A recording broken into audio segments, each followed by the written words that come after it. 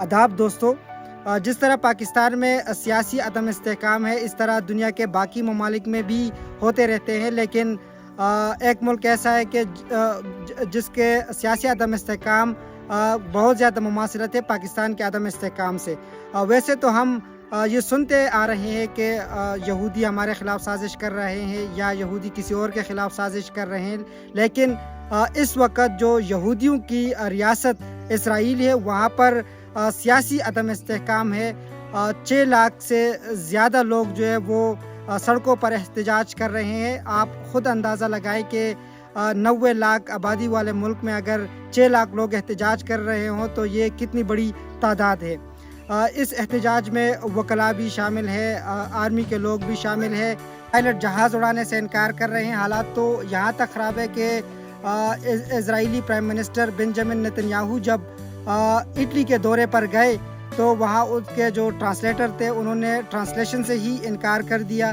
तो इसके पीछे कुछ वजूहात है, उसको समझना ज़रूरी है, लेकिन उससे पहले इज़राइल का जो सियासी निज़ाम है, जो पॉलिटिकल सिस्टम है, उसको समझते हैं।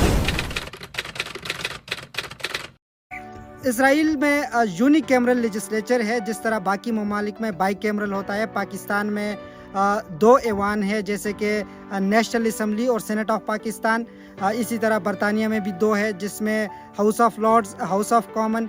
इंडिया में भी 2 है, जिसमें लोकसभा और राज्यसभा। इसी तरह इसराइल में 2 नहीं है, सिर्फ एक ही यूनिकैमरल लेजिस्लेचर है। इसके अलावा इसराइल की एक यूनिक बात यह है कि वहाँ पर कोई कॉन्स्टिट्यूशन नहीं है।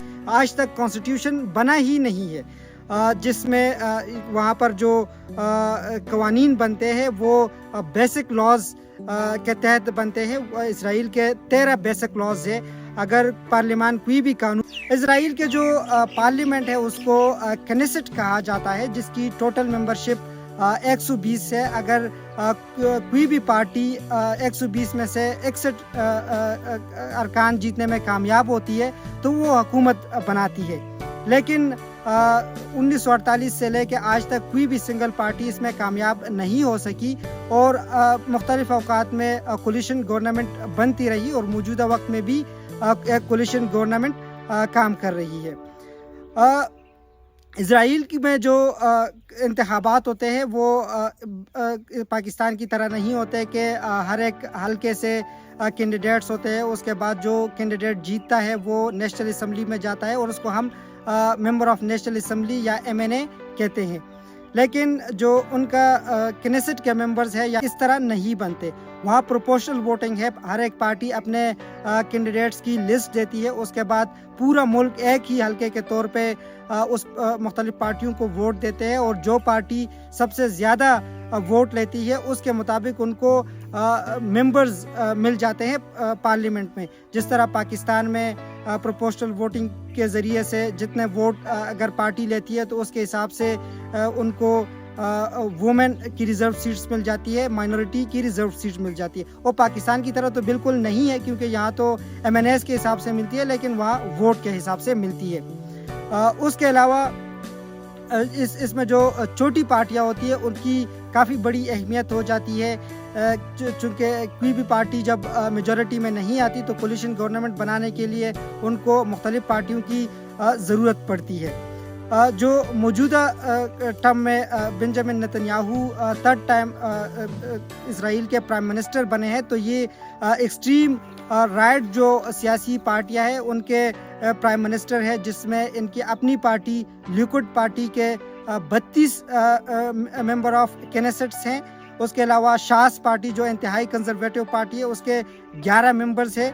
उसके अलावा जो रिलीजियस ज़ियोनिस्ट है उनके 7 मेंबर्स हैं और यूनाइटेड तोरा जुडिज़म उनके 6 मेंबर्स है और नॉन पार्टी का 1 मेंबर है। तो ये सब जो पार्टियां हैं ये इंतहाई राइट विंग की पार्टियां हैं, कंजर्वेटिव है।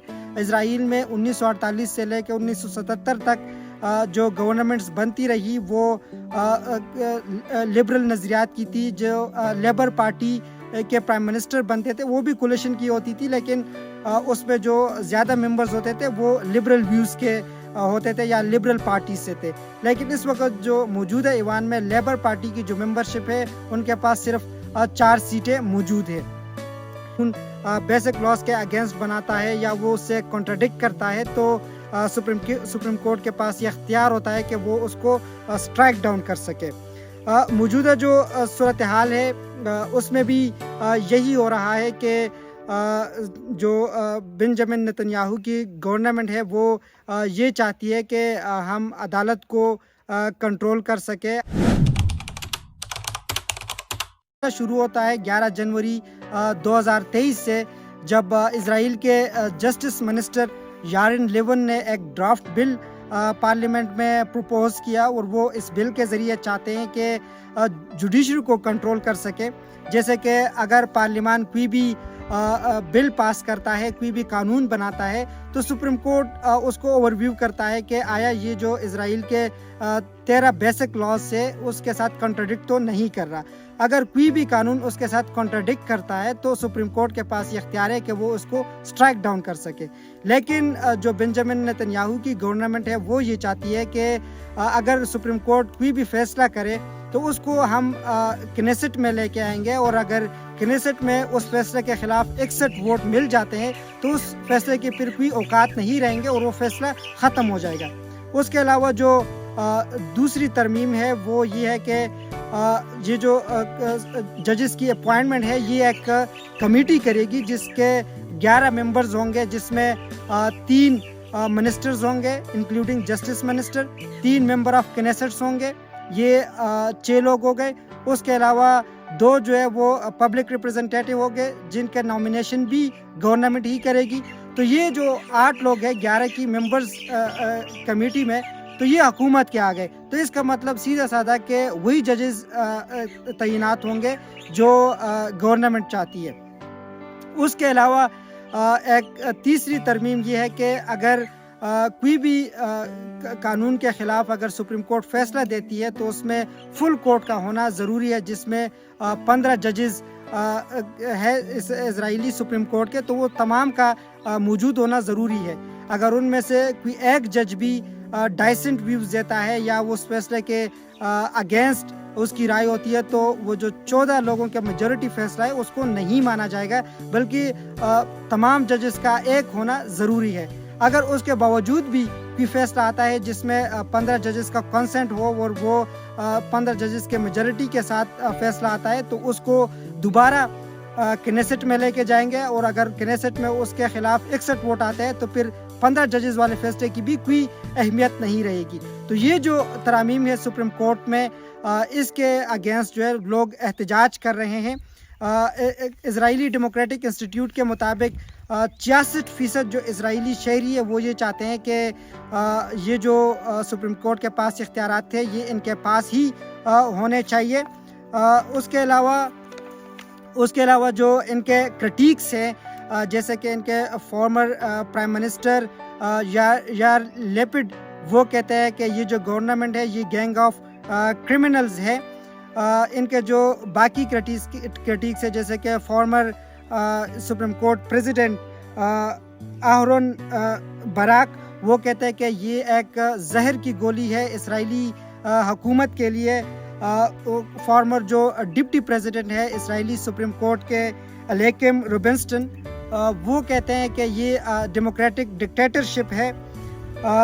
فارمر جو ملٹری لیڈر ہے احد باراک, وہ کہتے ہیں کہ اسرائیل جو ہے وہ فاشزم کی طرف بڑھ رہا ہے. وہ جس طرح جرمنی میں نازیوں نے یہودیوں کو ختم کیا تو یہ نازیوں کی ایک نئی شکل ابھر کے آ رہی ہے. تو اس طرح ان پہ تنقید ہو رہی ہے اسرائیل میں. ساری صورتحال کے پیچھے ایک شخص کی کہانی کو سمجھنا بہت ضروری ہے. اس کا نام ہے آریہ ڈھیری. یہ 1993 میں منسٹر بنے. اس پہ کرپشن اور فراڈ کے کیسز بنے اور اس وقت کے جو پرائم منسٹر تھے یٹزک ریبن, انہوں نے اس کو اپنے کابینہ سے نکالا. اس کے بعد 2011 میں یہ دوبارہ پولیٹکس میں آئے اور اس پہ ٹیکس ایویژن کا کیس بنا. اور موجودہ جو حکومت ہے نتن یاہو کی, اس میں یہ 2022 میں دوبارہ منسٹر بنے. اس کے پاس 2 پورٹ فولیوز رہے ہیں, ہیلتھ کے اور انٹیریئر منسٹری کے. لیکن سپریم کورٹ اس کے جو کیسز تھے اس کو سن رہا تھا. 18 جنوری کو اس کی تاریخ تھی اور 11 جنوری پہ یہ بل انہوں نے سپریم کورٹ میں پیش کیے تاکہ اس کو بچایا جا سکے, کیونکہ آریہ ڈیری کا جو تعلق ہے وہ انتہائی ایکسٹریم رائٹ ونگ کی جو پارٹی ہے شاس پارٹی اس سے ہے, اور یہ ان کا شمار اس کے فاؤنڈنگ ممبرز میں سے ہوتا ہے.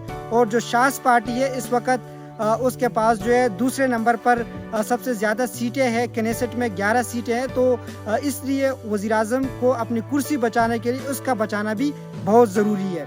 تو جب یہ بل پروپوز ہوا تو یہ احتجاج شروع ہوئے اور 18 جنوری کو سپریم کورٹ نے اس کی اپوائنٹمنٹ کینسل ہی کر دی, جس کی ان کو توقع تھی کہ یہ ہوگا. تو اس طرح جو باقی ممبر آف کیبنٹس ہے یا جو ممبر آف کنیسٹس ہے ان کے دل میں بھی یہ ڈر ہے کہ اگر اسی طرح یہ کیسز چلتے رہے تو ہم بھی اس کے ضد میں آ سکتے ہیں. جس طرح ان کے ایک منسٹر ہے ہیمر بن گوئر, ان کا ماضی میں تعلق جو ہے ایک ٹیررسٹ آرگنائزیشن کے ساتھ رہا ہے جس کو اسرائیل نے اور امریکہ نے ٹیررسٹ آرگنائزیشن ڈکلیئر کیا تھا. لیکن چونکہ اس کا تعلق بھی ایک سیاسی پارٹی ہے, کاچ پارٹی جو انتہائی ایکسٹریم رائٹ ونگ کی پارٹی ہے اس سے ہے, اور بنجامن نتن یاہو کو اس کی ضرورت ہے تاکہ وہ پارلیمان میں اپنی اکثریت کو قائم رکھ سکے اور اس کے وزیر اعظم کی کرسی اس کے پاس رہے.